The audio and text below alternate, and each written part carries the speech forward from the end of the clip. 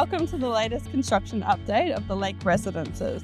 As we near completion, let's take a closer look of the progress of the internal works and external works. Let's have a look.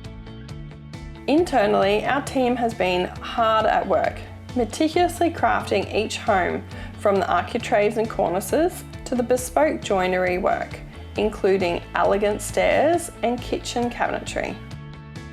We're ensuring each residence exudes style and sophistication. Tiling work, along with the installation of fixtures and fittings, is also well underway, adding a touch of luxury to every space. Externally, our focus has been on enhancing the surroundings of the Lake Residences. The gardens have been designed to complement the natural beauty of the lakeside settings and transform the outdoor spaces into a vibrant and inviting area.